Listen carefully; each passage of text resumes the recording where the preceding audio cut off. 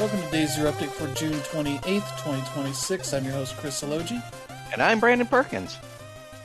Yeah, two-man crew this week as Dan Reb is out in the middle of the desert for Evo, what's left of it. Please send help. Yeah. Evo not doing great. It's like a certain country bought it, and a lot of people don't want to associate with them. Yep. So there's been a sharp downturn in people entering for the tournaments. Mm-hmm. Like you'll still have plenty of the big names. Oh yeah. Because they still gotta make some money. Mm-hmm. But I'm sure they're not happy with that. Mm. So yeah. But yeah, this week, a big week as, let's just say, a bunch of negative news happened this week. Mm-hmm. We have, let me see here, 3, 4, 5, 6 stories about layoffs and studios shutting down. All kinds of fun stuff there. We got price increases. We got new hardware at very high prices, and even we have a controversy over GTA 5 or GTA 6. Yep. Doing some things with their pre-orders. So we'll get to all that stuff here in a bit. Before we do that, we'll talk about what we've been playing. And yeah, I've been playing some stuff. I've been playing more Mold Washer after reviewing it. Did a stream and kind of had to help hold back to not just burn through all of it. Now that I have beaten that game, sort of knew where I could just do most of this stuff. And I've improved on a couple things with updates. Because there's, you get a leaf blower, and like one of the main things you do is like blow this rice off of various things. At a point, they're like, well, now there's rice all over the floor. You need to clean that up too. Essentially, just blow it into these garbage bags. And initially, when I did this before launch, I was like, what the fuck do I do with this bag? Because it's nothing obvious saying where to put this trash bag, and what it wanted you to do is notice this cabinet door was open and just toss it in there. But I actually like quit out and restarted, like maybe this is a bug. And I went like walking around and like eventually figured out that the cursor turns into like a mouse. It changes from an arrow cursor to the like finger cursor kind of thing, like when you're gonna click on something, and that was how I knew like what was going on there. Now they just put an arrow on that, so you know, like, hey, put it over here. Like, all right, this would have been nice to have before lunch, but whatever. That game seems to be doing pretty well for a small game like this. I think they announced they sold 20,000 copies in 4 days, which is pretty good for them. Yeah. Yeah. Which is good, and yeah, they announced they're going to be doing more stuff, more content and some DLC and all that, console versions. So that's great. Yeah, it is great for that. But yeah, I played through a bunch of it and showed off like why I didn't like certain things, like all the stuff that you have to break up with pickaxe or fire axe. Just kind of is boring because you can't upgrade it, so you're basically breaking up this, you know. I think one of the first ones you do is like, oh, there's these moldy cookies in this bag. You go in there and you just break them up. You just literally have to have it kind of smash this stuff into non-existence. You have to go through the whole thing. And it's just such a tedious thing, whereas most of the rest of the game is not that. And the like flamethrower is a cool idea for what you could imagine you could do with that, and what you actually do with it is not all that cool. Like one of the stages, I was like, it says I'm missing something. I was like, oh, I need to set these napkins on fire for some reason. These napkins didn't look like disgusting or anything. You just set them on fire, they burn to a crisp, basically, and disappear. I was like, okay, sure. I guess that's the thing you can do. That seems like something you would also do, and then the house sets on fire, but that's not how this game's going to work. Nope. But you use it on like fungus that grows in the Oh, in like the walls at a certain point, Mm. and you just literally burn it, and it kind of like crumples up until it disappears. I guess not as satisfying as what I would want out of this. Mm-hmm. Um, and yeah, then you get like a fire extinguisher. I really don't know what the point of that one is. There's nothing like stays on fire in this game. Mm. It's just like a different kind of washer, I guess. I don't know. So that's why I was like, the first three things you get are pretty fun, and the rest of them are kind of okay. Mm-hmm. Like if you could upgrade the pickaxe to do like bigger spots that it breaks up, like that would be great. Mm-hmm. But that's not what happens. But yeah, that's one to check out. Mm. On PC, it's $9. I think still on sale for 10% off, so almost $8. It's good use of your time for an afternoon or so. Mm-hmm. Then I went and played some more Solar Punk because I was trying to get through some more progression there, Mm. and that worked itself out. Um, but now I'm trying to get cheap milk because that's where the milk comes from. They don't have cows in Mm. this game, just sheep. So I went and had to collect some more sheep because waiting on one to pop out milk takes a while, and the other one Yeah. will help double up the progress on that. So still working through that. Um, but yeah, that's what I got there. And then the big thing I got this week is the Super Station One. I pre-ordered this when it kind of first went up in January of last year. Mm-hmm. Um, I got the bundle with the Super Dock, Mm. which doesn't serve a purpose right at this moment, but it will in the future when they get the console mode going, which is sort of a new interface for the Mister FPGA device, Mm. which is a sort of thing that's been going on for a few years now. Essentially, like a standardized spec for this kind of retro device that essentially tries to be the most accurate um, recreation of the hardware in software form Mm. to essentially emulate the every like little bit of it, almost like um, reverse engineering Mm-hmm. these consoles, Yeah. um, which takes a good bit of work. And the place where it maxes out is on the PS1, Saturn, and N64 generation. Mm-hmm. They very much weren't sure they were going to be able to get those working right, and they've got them working pretty well. Every game I've thrown at it has worked well. Mm-hmm.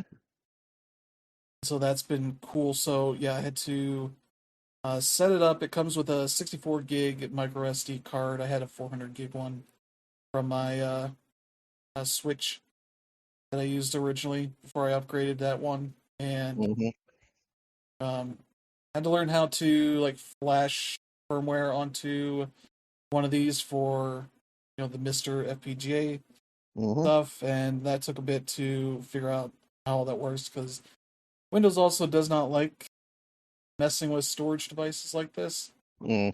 So like as I would finish, it'd be like, "Hey, you got this storage device. It needs to be reformatted to use it in Windows." And I'm like, "I'm not using it in Windows, you idiots." But every time I plug it in, it's like, "Oh, you need to reformat this to use it in Windows," and it's like, "Man, shut the fuck." I have to Mm. cancel it every single time, like twice every time I plug it back in to add new stuff or fix things. Because I also did a number of not bad things, but things that just add time to getting it set up. Mm-hmm. Um, like not unzipping the files of ROMs when you go to put it in, because it can recognize that it has stuff in there, but if it's essentially double zipped, it does not like that. So I'd have to go back and or unzip it. Um, Finding out one of I think it was the Game Boy Advance stuff I had. Uh, Wherever I got this from, it was 7 zipped instead of regular zipped, and this thing did not like that. I had to go find another version of that was just zipped, regular zipped, and it takes a while for Game Boy Advance stuff because that's 11 gigs worth of stuff in there, and it's a ton of files, and it just takes like 10 to 15 minutes each time. Just sitting there and letting that happen. And like some of the platforms, it just didn't work right. I have to keep working on them. Trying to get the Atari Jaguar stuff working in there. I could get the logo coming up, which is a good logo. But I wanted to play some games on it, and that didn't work as I was hoping it would. The N64 stuff has been pretty good. The one thing I had to do is use my specific Retro Fighters N64 controller for this, so I had to plug that in to make that work. It's not a big issue, and I had to specifically map it because the annoying thing is the way they set this stuff up, much like Retro Arch and all this other stuff. They set up by default to the Super Nintendo controller format. So yeah, I'm using a DualSense. I have to hit circle to accept things, and that's not great. You can't just change it to, hey, every other controller uses A or the X button, the south button essentially. Yeah. And, like, that's not a thing that you can do as far as I know, which is annoying. Especially when I plug in an N64 controller, and from there, it doesn't want to use the A button for that. It uses the B button. And I have to keep telling myself, no, not the one you think you should do. It's the other one. Because even when a Nintendo controller's in here, still weird with that stuff. And so, yeah, there's a lot of options for this, for some visual improvements you can make. Some platforms are just weird because, like, the N64, you can get like the clean HDMI feed of the game, and that removes all the things that moves over the bad parts of what N64 games can look like. I think it was Super Mario 64 I was trying out with this. I was like, oh no, this removed all the blurriness. That's hiding every issue this thing has with it. So there's like a lot of options for like texture filtering and all this kind of stuff that I was like turning it off and on and like turning it on. It's like, okay, I see what this is doing.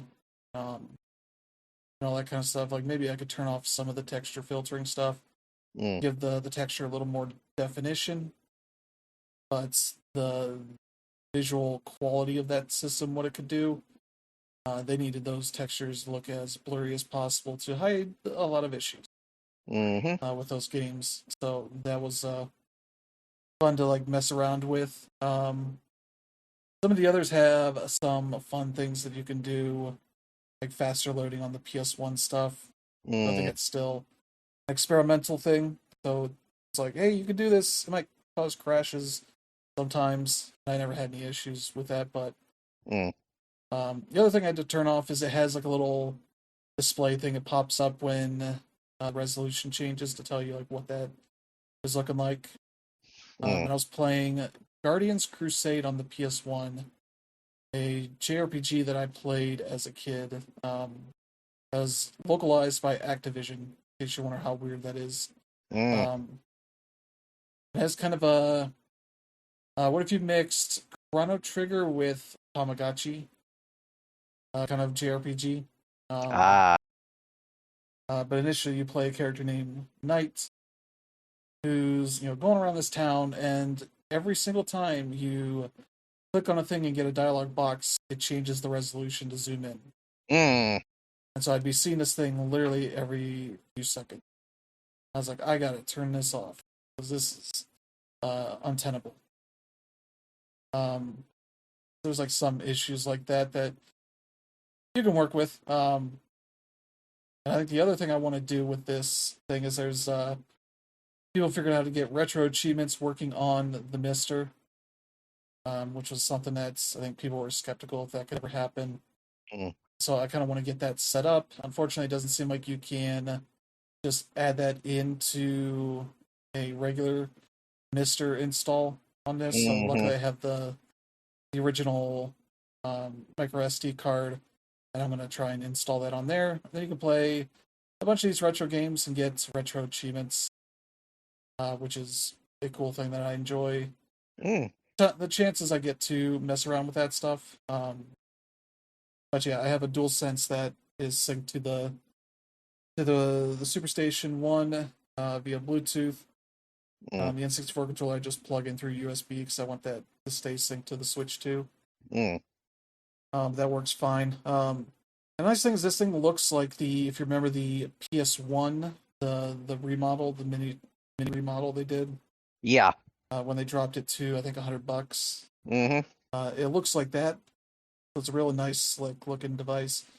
No, you know, uh, disk system in there, so you don't have to worry about that. Mm. That's why they had the dock. Um, but it has the controller ports and the memory card ports on it, so Yeah. you can enable that to work in the PS1 emulator. Mm-hmm. Save to those memory cards and all that. So that is pretty cool. Mm. Because the way they handle the saving stuff is, like any emulator, it's only as good as its ability to back those saves up Yeah. for what you're doing there. And so, yeah, it's another thing I had to go do is like turn on this autosave feature that are in a lot of these cores, Mm-hmm. and then you have to do that while it's in a game that can actually save, so that it backs that up to the SD card, and you can Mm. load stuff from there. And so that's the thing that you have to do. Because yeah, there's no like instruction manual with this. It gives you a QR code that'll pull up a YouTube video that the creator of this, Taki Udon, Mm-hmm.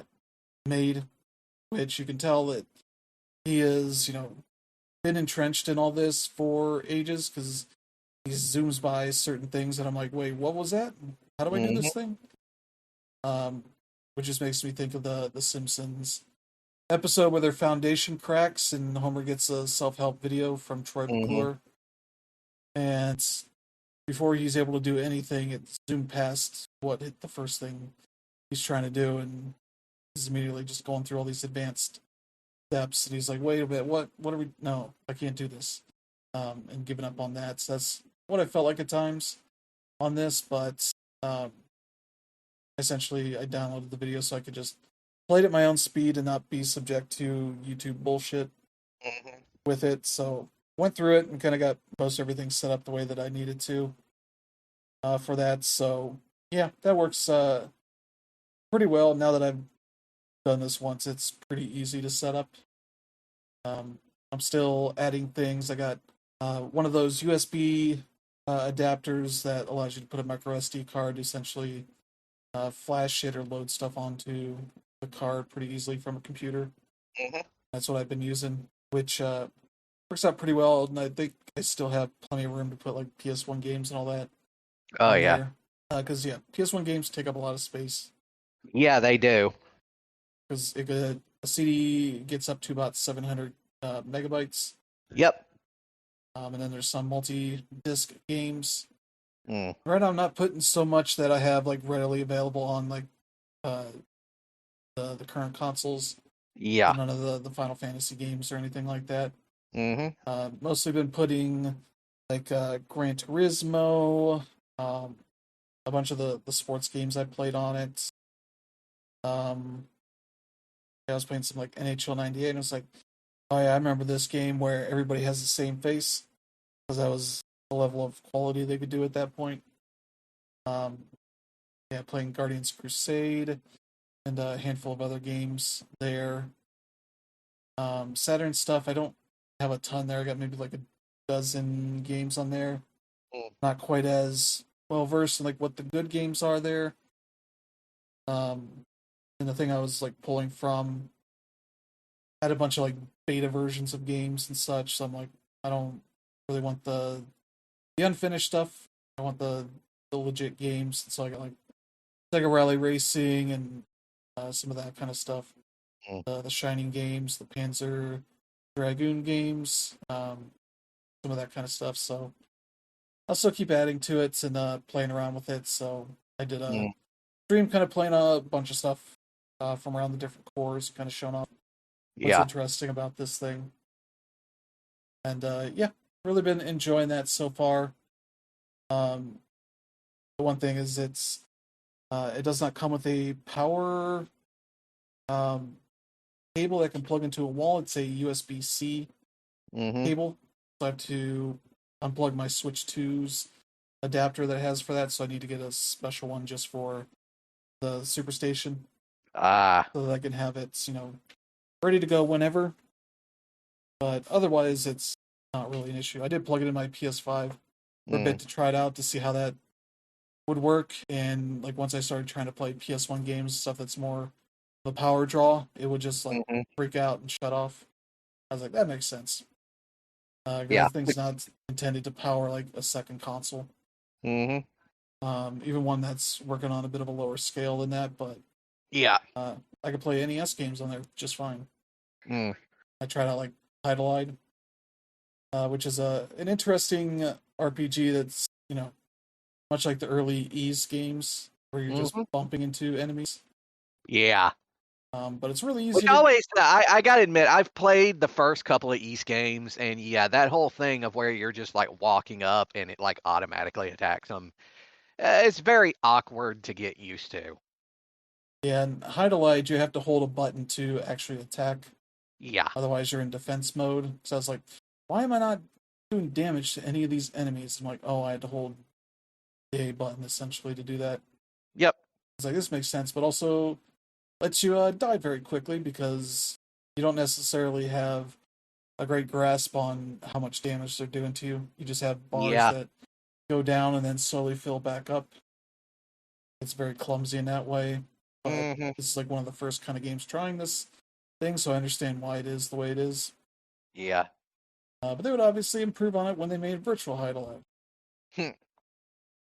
which is a game that is presented as like one of the worst games ever, and it's not really. It's just Mm. a very specific kind of game.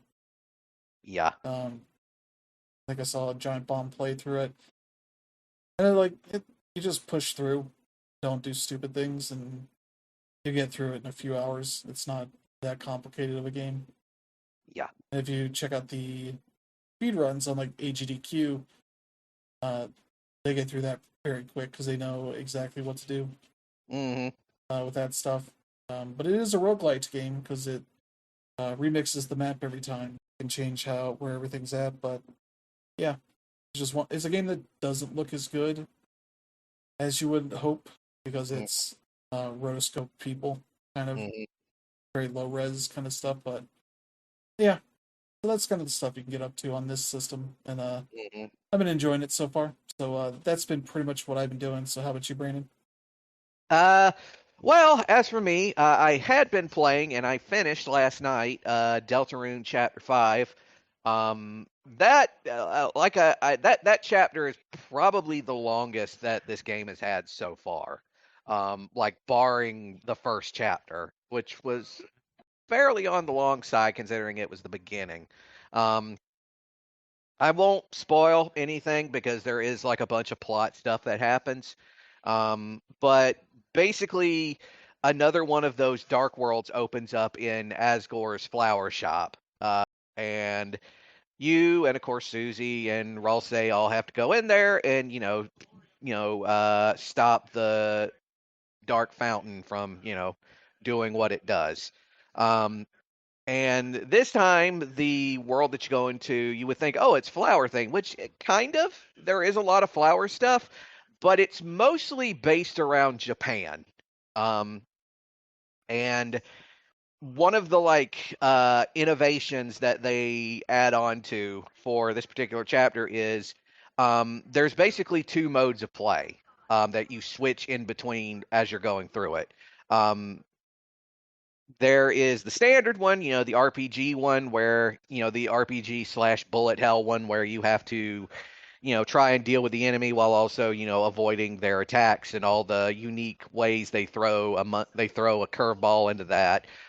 But there's a point in the game where you suddenly get a hold of this thing. Basically, it's literally called the magic feather. And what the magic feather does is it'll give you the power to go to these objects that if you strike them, they will turn the game from a top-down RPG into a side-scrolling action platformer game. Um, and the way it works is, obviously you being Chris, your primary attack is the sword, but Susie and Ralsei also have their own, specific uses. Susie uses her Justice Axe to throw out projectiles, and Ralsei can like create platforms. Um, and there's a bunch of like platforming related stuff and like some platforming challenges. Some of it is required, some of it isn't, and there's like a whole like sort of side quest where you can get like a secret boss. Um, and it's once again, it's just an amazing game. Deltarune is an amazing freaking game, and I am constantly amazed at how Toby Fox finds ways to basically just throw a curveball into the whole affair and mix things up in ways that you wouldn't expect from the Deltarune sort of formula, if you want to call it. The only other thing I will say is that this is the one chapter where Flowey makes his grand return. Only this time he's called Flowery, and I will just leave it at that. Um, and of course, being it's a Toby Fox game, the music is incredible, and he gets a couple of collaborators that work with him this time. And there's at least one song on here that's going to be stuck on my head and repeat for weeks on end. Um, but other than that, I'm also still playing Terranigma. I don't think I talked about this enough um, last week because we were trying to go through all the shit that had been revealed. Terranigma is a game by Quintet, the same people who created ActRaiser and Soul Blazer and Illusion of Gaia. It's the one game by them I had never played before, and turns out there's a good reason for that. It's because it was never officially released in North America because Enix had shut down their American branch at that point because they were in the middle of the merger with SquareSoft. But if you've ever played if you've played Soul Blazer, if you've played Illusion of Gaia, you kind of have an idea of how this game plays. It's a top-down action RPG a la Zelda, but with more RPG elements thrown in, so a bit more like Zelda 2. Um, there's a there's like a huge chunk of it that takes place essentially in a hollow earth, or what you think is a hollow earth, because it's like the horizon is like above you and everything, and it cycles around, and it's a little freaky to experience when you first start it, but eventually you do go up into what is in fact Earth, but it's a long barren Earth, and your job is to basically go around and to try and revive it. So you go like you go to the Eden tree and try to bring back greenery to the world. Then you go try to bring back the birds and the animals, and the wind so that the birds can fly, stuff like that. And um, it's a damn good game. An amazing game. I'm playing this through the SNES ROM. Through the yeah the and it's I really cannot explain more than that. It's just so damn good, and it's weirdly like artsy in a way that you wouldn't expect a JRPG from the mid '90s to be. Like this game was like came out at like the very tail end of the SNES's life cycle. So like this actually like came out after uh, Super Mario RPG, which was supposed to be like it and Chrono Trigger were supposed to be like the grand send off for the system.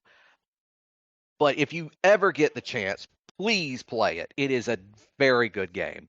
And I'm also playing Splatoon 3. Not as much because I've been trying to get through Deltarune, but yeah, I'm still playing that. And yeah, that's about it. All right, so yeah, let's get to some news. And the first news is one of the big things that happened this week. Valve Yep. announced when the Steam machine is going to be launching. Mm-hmm. It is June 30th, so in a couple days here.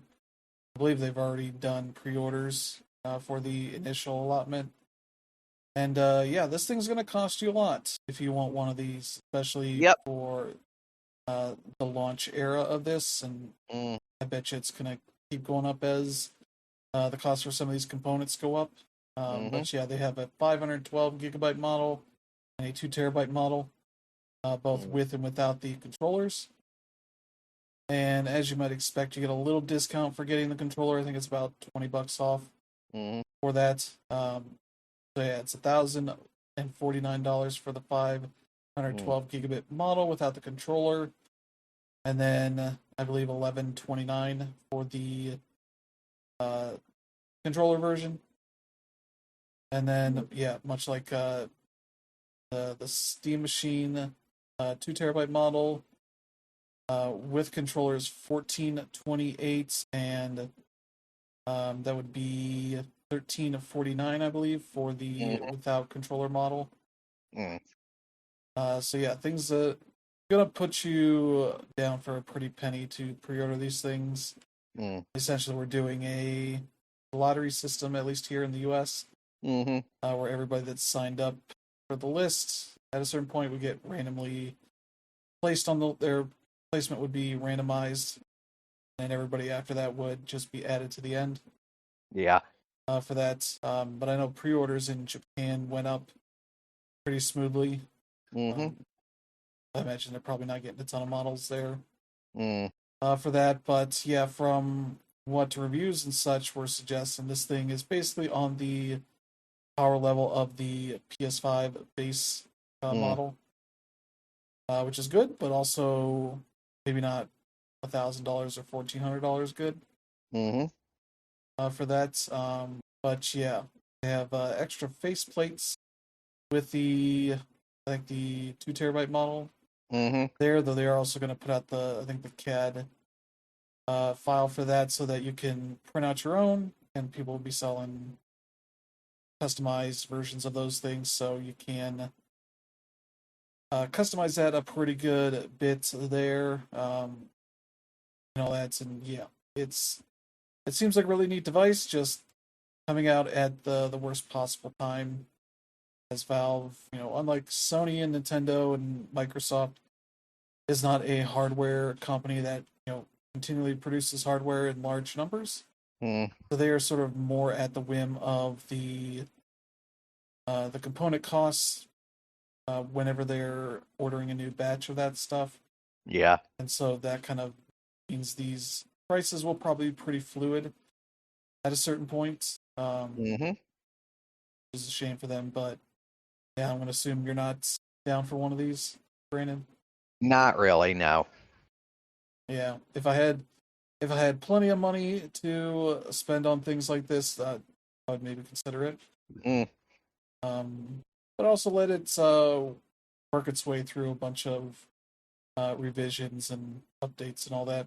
Because yeah, as much as I like my Steam Deck, it's very rough around the edges for a lot of things, and so this kind of consoleized PC version, I assume, will still have plenty of weird issues with it and all that. And so yeah, that's just going to be a thing to see how things go over the next few years, and maybe we get over the hump and things go down in price. I don't know, but we'll see. But that's your Steam machine. It's going to finally be available, though. If you did not get in early, you're probably going to be waiting for a while for one. So yeah, there you go for the Steam machine. Let's see. Then we got a couple of games here. The Witch's Bakery got a date of August 20th. This is on pretty much everything: PS5, Xbox, Switch 2, and PC. It'll be out August 20th. This is sort of a side-scrolling adventure RPG kind of game. Yeah, about a witch who opens her bakery in modern Paris. Probably a little bit of Kiki's delivery service to this. But I think less flight from what I've seen of this, but still a lot of the cutesy, cozy vibes of that movie.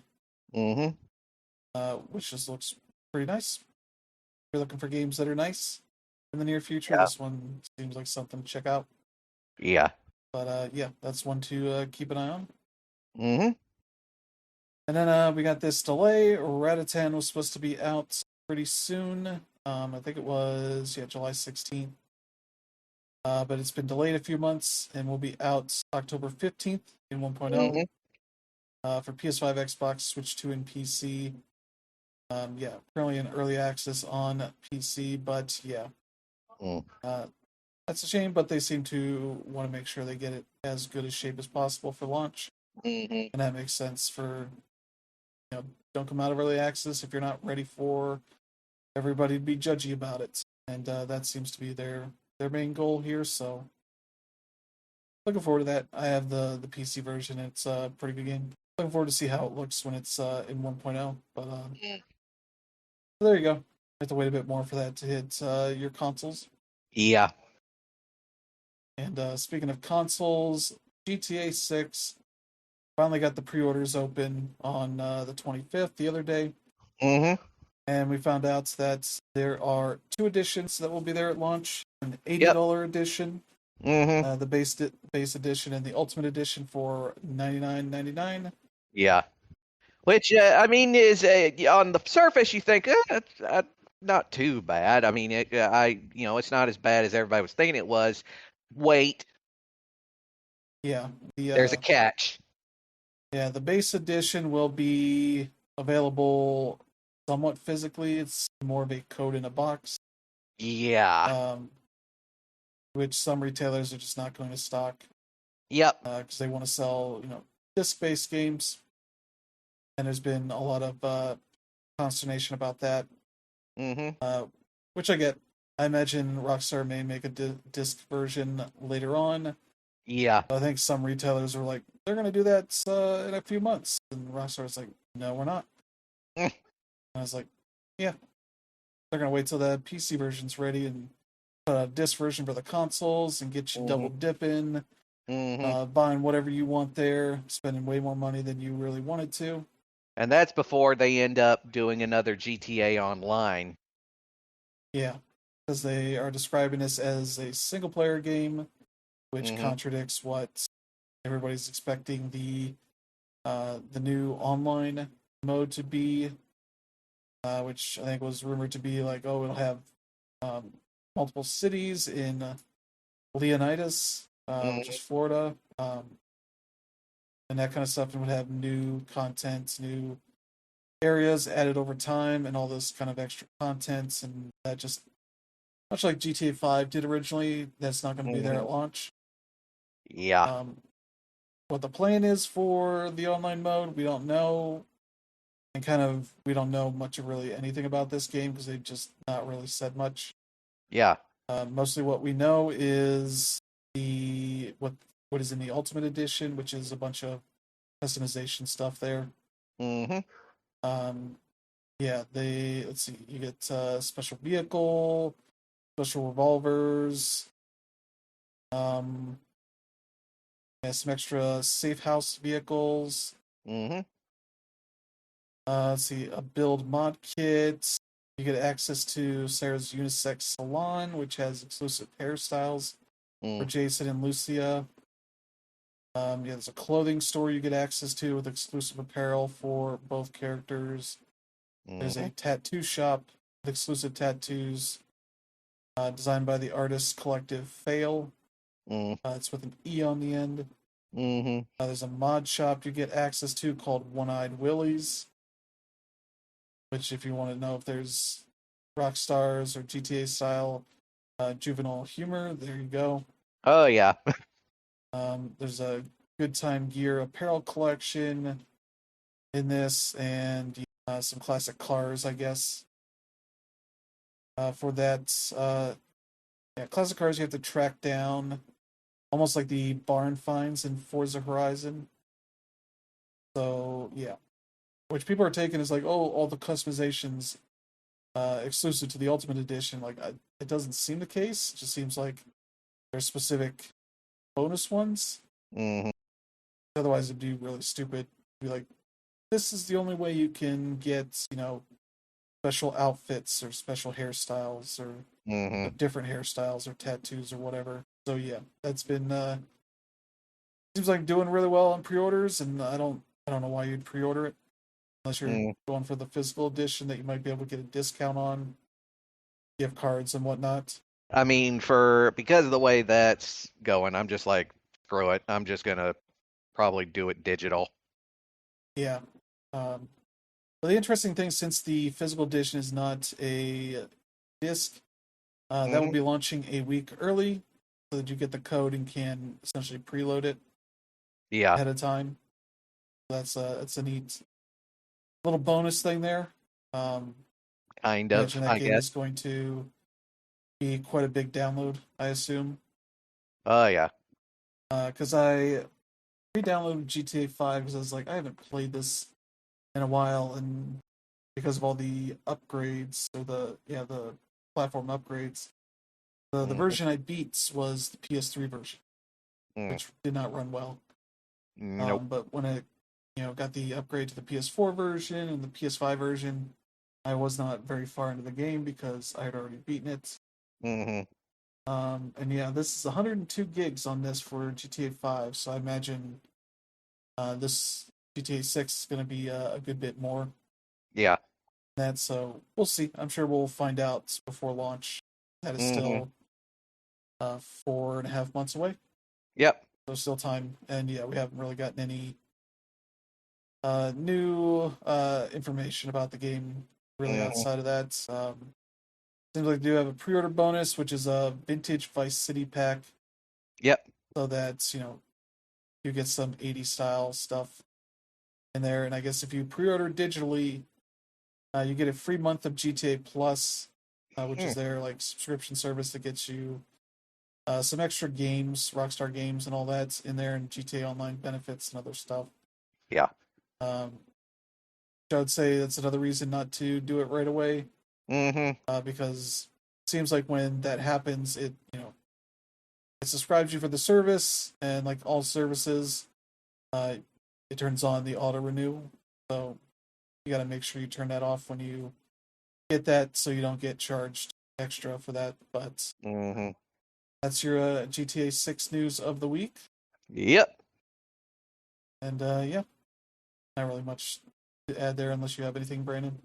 No, like I said, it's not as bad as I thought it was going to be, but there's no physical edition right now, so I'm just going to do digital. Yeah, Like I would rather just go ahead and do that than, waste time going out to just buy a plastic box that doesn't have anything in it. you could use that for a different game Yeah. if it even has the little disc holder in it. I don't know. That'd be the cheap way to do it, is just like just throw in 500,000 of these uh disc cases. Because Mhm. why not? There's tons of those around. Mhm. But yeah, that's your GTA news of the week. And we still got some other news here. NBA The Run that came out seems to be getting a pretty good reception there. Um, but sort of one of the issues that people have with it is that it's a multiplayer only game, Mhm. which is fine. But also the reason people liked NBA The Streets is that it had a good campaign to it, especially that first one where you essentially play games against other teams, and if you won, you got to take one of their players onto your Yep. team, which is like a pretty cool uh, thing to do. Mhm. And so yeah, it seems like the game has done well enough that the developers said they are planning to add a campaign mode to the game, Mm. but it won't be until next year. Yeah. But yeah, they also have other stuff on their roadmap. Things like let's see, yeah, updates to fix bugs and all that. New content, new players, Mhm. maybe some players from the draft that just happened. Yeah, there's seasons. They're going to be starting in August. Mhm. I don't know if that's going to be battle pass style or just things to unlock. I don't know. Mhm. Um, but yeah, there's a bunch of stuff here for that if you're interested in. But yeah, if you're waiting for the campaign, you'll have to wait till, let's see, spring 2027, as they say. So Mm-hmm. they're taking their time with that, and yeah, that's when I'll be probably jumping in. But Mm. yeah, Yeah. that'd be cool to see. Mm-hmm. But yeah, that's it for the game news. We got industry news, and there's like two good news bits here. Mm-hmm. So we'll start with those. Sure. Italian developer 34 Big Things has managed to buy themselves out from Embracer Group. Mm-hmm. This studio worked on the Redout games, as well Mm-hmm. as Carmageddon and Rogue Shift. And yeah, they bought 100% of the studio stock from uh, the Embracer Group. Mm-hmm. Yeah, with this move, they are essentially the second largest independent game developer in Italy. Yep. So that's cool. They say here, returning to full independence gives us absolute autonomy to shape our structure, our projects, and our development approach. It's refreshing to be steering our own ship once more. This new chapter will begin with an absolute bang. Later this year, we'll be announcing a major title built on one of the most important, beloved, and revered intellectual properties in the world. And that's just the start. Our production pipeline is fully charged, with another major title scheduled for 2027, followed by another groundbreaking project slated for 2028. So that's good for them. I don't know what big property they would be working on. Maybe they got with Sony to make a new Wipeout. That'd be cool. I don't know. I don't know. I don't know what could be. No idea. Yeah, I'm sure we'll find out. So maybe that'll be like the Game Awards type of thing. I don't know. Maybe Gamescom. We'll see. We'll see. That's good for them. The other one here is the developers of Magic: The Gathering Arena have successfully unionized, which Mm-hmm. is good because this has been kind of a clusterfuck for a while now. They've been working on this, and Hasbro and Wizards of the Coast have been kind of try to stall it as much as they can. But yeah, they participated in NLRB election on June 2nd, decide whether or not it's unionized, and yeah, the majority of participants voted in favor of the move. Mm. So that's cool. They will be unionizing. Yeah, I think under the Communication Workers of America banner as Mm. United Wizards of the Coast, CWA. Mm. Search of generative AI assurances, layoff protections, transparency around compensation, and more. Yeah. Which is good because Wizards of the Coast not been in great shape for a while though. No, they have They not. realized they can license out Magic the Gathering stuff to Mm-hmm. every brand under the sun, even The Office. They've been making bank off of some of those. There Yeah. was the Final Fantasy boosters they did that was literally the most successful launch they've ever had. Mm-hmm. That's for anything Magic the Gathering. Yep.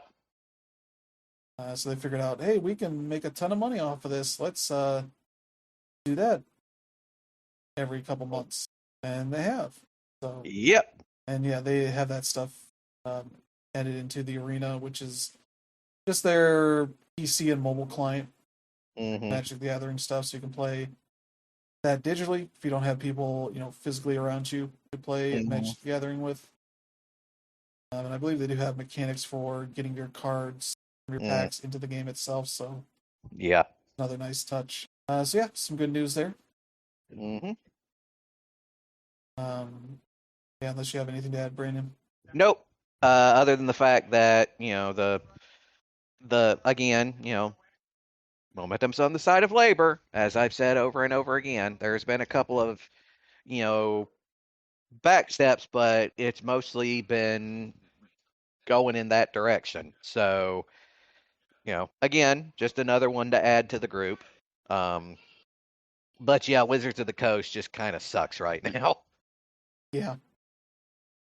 And speaking of companies that are not into momentum, Mm-hmm. Xbox has announced that they are increasing prices of their consoles again, Yeah. which is not a huge surprise because after they revealed that 25th anniversary edition of Mm-hmm. the Series X at their showcase, I was like, especially with the announcement for that, they said the price is not going to be available just yet. I was like, oh, that's because they're going to be increasing the price before that comes out. And it ended up being the case. So as part of this, the 2 terabyte Xbox Series X model is being discontinued. I'm guessing the cost on that is just astronomical compared to the 512 and 1 terabyte models. And the fun thing is in the Xbox Wire post, they do not say what the prices of any of these consoles are. Yeah. They just say the 512 gigabit models will go up by $100 and the 1 terabyte models for 150. And it's like, what does that mean? What are those prices? Yeah. And so I had to go to other articles that actually say what the prices are. So the Xbox Series S 512 gigabit model is going up from $399 to $499.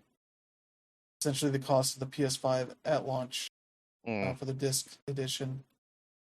This is for a less powerful Xbox without a disc drive in it.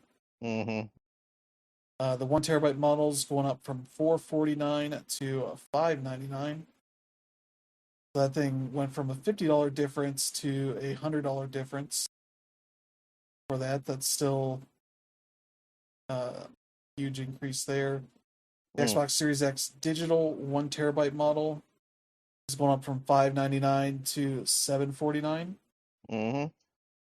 which is a lot there. And for they keep the $50 difference here. The regular 1 terabyte with the disk drive is going up from $649 to $799, which is a lot of money. I had to look at the PlayStation Direct site to be like, all right, what are the prices of PS5s at this point? I'm going to double check here just to be sure. The Pro is $899, which gets you a 2 terabyte drive on that, and runs games a bit better. But the regular digital edition is $599, which is the same price as the Xbox Series S 1 terabyte model. And is essentially the price that the Series X digital 1 terabytes was before. And the regular PS5 with the disc drive is $649. That's $100 cheaper than the Series X digital. So they're sandwiched right in between there, between the PS5 and the PS5 Pro. Yeah. For the Series X, and that's a hell of a place to be. If you want refurbished for PS5s, they're $100 cheaper, I believe. For that, and they do mention on the Xbox Wire article that they have new programs to make them more affordable. Yeah. Which means buy now, pay later is the thing you can do. Yep. Which says it's interest free. Obviously, look at the details. Yeah. Make sure if that is the case, and depending on how long you're paying every month for that, that may be fine way to do it. If you need one and don't want to deal with all this. Yeah. And I forgot to mention this starts August 1st, so you got about a month change to get one if you are somehow just waiting till now to get an Xbox. They're also doing working with partners to let players purchase eligible Xbox hardware at 0% APR financing for up to 12 months. So that's, I guess, a different thing, maybe through stores. Previously played consoles so that you can get used consoles, I guess, at like GameStop or whatever. But they also are going to have certified refurbished consoles through the Microsoft Store. Yeah. Up to $100 off MSRP. So, that's the whole thing there. They also do have this interesting bit here, as they say, unfortunately, console storage and memory prices have increased by more than 2.5 times, and we expect another doubling by the fall of 2027. Yeah. So letting you know that there will probably be another one by the end of next year. At least one. But, not great. So, I imagine you're glad you already have one. Yeah. Yes, I am. Yeah, and I was like, Boy, my Series S that I got for $300 around launch, uh, that thing's now as much as what I paid for my PS5 at launch. Mm-hmm. And that's way too much money for a Series S. Yep. And the only reason I got a Series S was because the PS5s were basically impossible to find then. Yeah. And yeah, because that thing is not as capable as the Series X. Mm-hmm. It maxes out at I think 1080p for everything, and it Yep. plays. Maybe there's some trickery to get like 1440p or something, but Mm. pretty sure that's 1080p console. You obviously have no disk drive, so any physical games you had Mm-hmm. no longer playable. They don't have any options for getting that on the cheap Mm-hmm. or anything. And Series X, just a lot of money, $800. That's a lot. Mm-hmm. But yeah, that's your Xbox news. I don't know if you have anything to add. No, not really. Yeah, Just, I mean, it is another sign that, Xbox is sort of, it's another one of their examples of them reshuffling everything, because of money. yeah, and they've decided they want to get back into console hardware Yeah. at the worst possible time.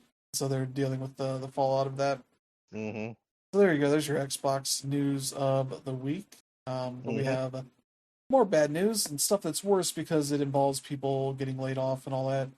Mm-hmm. We have the studio behind Mudang Two Hearts that was announced last year at the Xbox Showcase Mm-hmm. has shut down, declared Yep. bankruptcy, and yeah, it said that game didn't even get out. Mm-hmm. So I don't know. I assume they just ran out of funding for something. I don't know if they had any publicly known um, funding here. I don't know.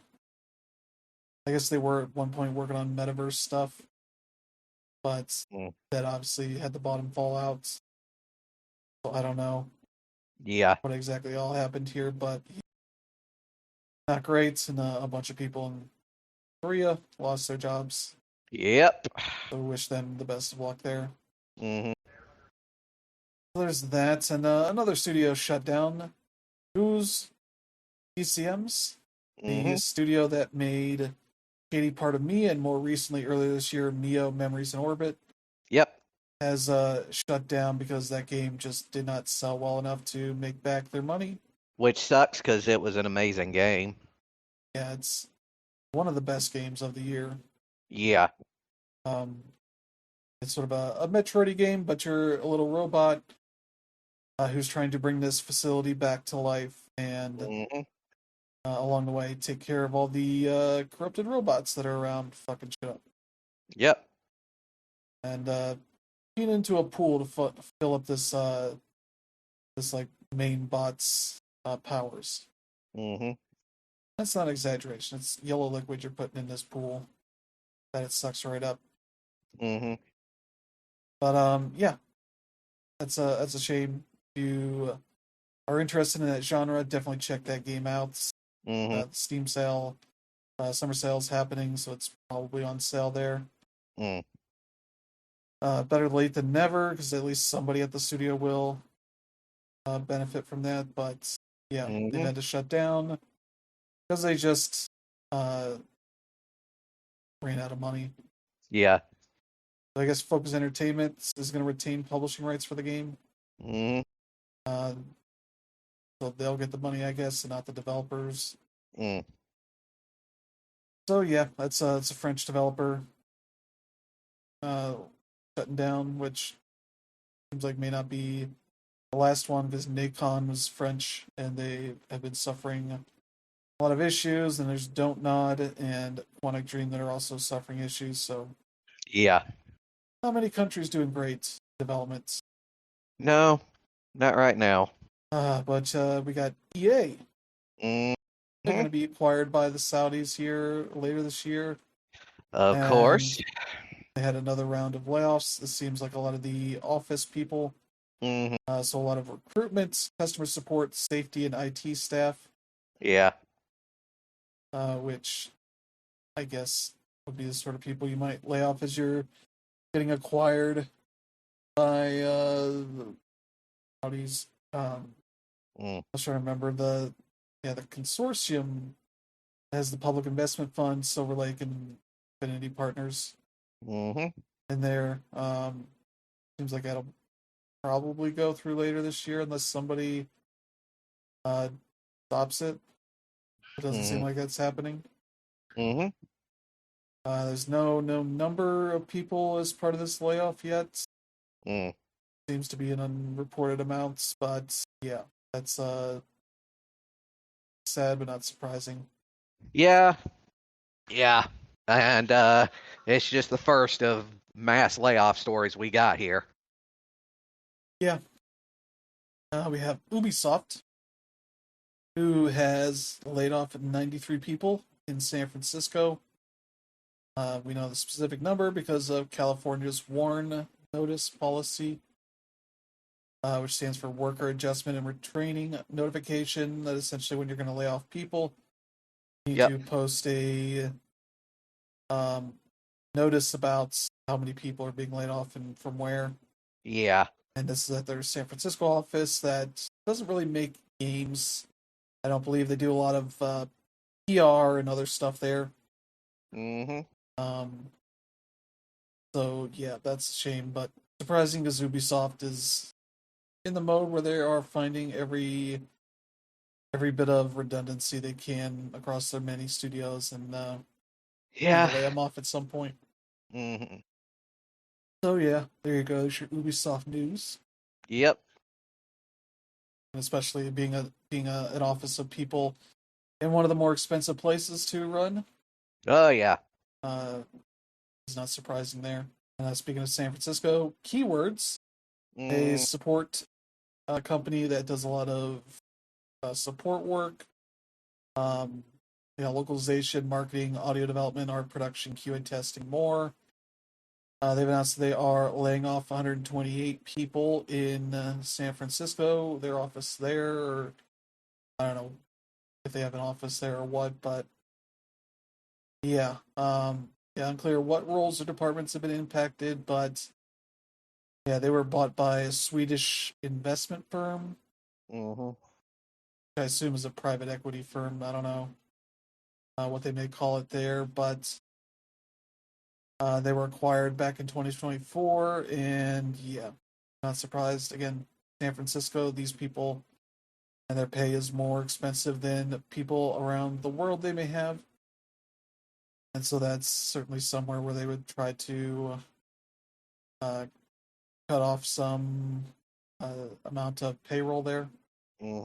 Unfortunately, so that's a bunch more people there getting laid off. So there you go. That's 5 stories so far of layoffs and shutdowns. Then we get to the biggest one of the week, which involves Bungie. After finishing up their final content update for Destiny 2, they ended up laying off 292 people because Washington State has their own WARN system for this that has 292 people listed as being part of this layoff. There might be some extras because they mentioned that some Sony Interactive Entertainment staff who supported the studio from elsewhere have also been made redundant. But yeah, this is most of the Destiny 2 team as well as some Marathon team members. Because yeah, that game is out, but is also, past the launch period, and now they're at the point just making new content for that game. So yeah, seems like they just did not get any new projects greenlit in the time frame they were, they had for whenever this would be coming out. Unfortunately, and I'm sure Destiny 3 was pitched a couple times at least. And I'm not surprised that wouldn't be greenlit because they just went through, 12 years of Destiny 2, I think. Or Destiny 2. And they essentially finished the main story, and then it seemed like the audience was like, all right, that's great for us. We're done. And, the the audience kind of dwindled from there to the point that it wasn't really financially able to keep it going. Mm-hmm. So yeah, they did have the one game that was called, I think, codenamed Gummy Bears. Mm. The people working on that were spun off into their own team, working under PlayStation, because they seemed to like that project enough to move that into its own thing Yeah. from Bungie's uh, incubation program. But Mm. nothing else really seemed to get out of there. Yeah. Unfortunately, that's just sad because Bungie is probably one of the most well-regarded studios, despite a lot of the internal stuff we see about the studio being like almost like they're a chicken with their heads cut off. Mm. A lot of the times, the way that like Halo 2 kind of just wasn't finished. Time they just kind of put out what they had, which caused that campaign just be so kind of weird in the way it progresses at a certain point. Mm-hmm. Um, Halo 3 came out pretty good. I don't know if there was Mm. too much there that was like obviously bad. Um, but that at that point they were kind of ready to break out from Microsoft. They finished up their like deal with Microsoft with Halo Reach, which was also great, and then broke out on their own, work on Destiny, and that was its own kind of uh, disaster for a while until they Mm-hmm. turned it around. Um, Destiny 2 came out, did really well, and then they went free to play, and then had to deal with a lot of weird stuff with that. Mm-hmm. Paid expansions for a paid game every Mm-hmm. year is a bit different than a free to play game that you're supporting all year round, Mm. especially when you're doing seasonal stuff Yeah. and all that, which they did well for a while. Had some expansions were not great. I think the one where it was called, it was the one that had like grappling hooks and all that, like neon soaked areas you're going through. Mm-hmm. Ended up being looked really cool, but ended up being terrible from what I've heard. Yeah. But it seems like people that are jumping back into the game now that it's quote unquote content complete Mm. um, are having a lot of fun with it. But unfortunately, it's just not a not a thing that's going to monetize too well for the foreseeable future. Mm. And it's sad that they couldn't get another project going. So just Yeah. like keeping them around. But at least like your Pete Parsons and all that got to run off after making a bunch of Yeah. bad decisions with tons of money from Sony Yeah. without really any repercussions. Mm. Unfortunately, it's all the people below the team running the company that have to suffer time and time again. Mm-hmm. And yeah, hopefully Marathon does well. I don't know. We'll see. Yeah. They did announce they're doing a PvE mode that's launching in a few weeks here for solo players and anybody that just wants PvE stuff. Mm. That sounds pretty cool from what they've talked about of it. So I might jump back in pretty soon on that. So Mm-hmm. yeah, unfortunately, it's about 300 people here being let go. Wish them all the best, but there's so many people still looking for jobs. Mm-hmm. I don't know what these people are going out into as far as this market is concerned. Yeah. Not looking great. Mm-hmm. So I don't know what you have to add, Brandon. No, other than, it's just another example of, the overall industry being in a state of contraction. There was this huge bubble that the AAA industry was pumping up over the last, I want to say 15 years, maybe more. And like everybody could see that it was eventually going to pop, and it popped. Yeah, And now the industry is scrambling to, claw back as much money as it can just so it can stay afloat. yeah, So that means that they're going to basically cut off dead weight. yeah. Especially for developers in high cost of living cities, which Seattle is also one of those, much like San Hmm. Francisco, LA, New York, any of those kind of cities. Mm-hmm. We had 2 French, or no, well, technically Ubisoft is French, but had 1 French studio, 1 Korean, EA, which would be California, Ubisoft and Keywords also California. Yeah. Yeah. Fortunately, it's not cheap to operate in a lot of these states here in the U.S. Yeah. So I guess if you're going to be making cuts, those are people that are going to suffer more than other people around the world. Yeah. I mean, pretty much. Unfortunately, Sony owns a bunch of studios in California and Seattle. Yes. Yes, they do.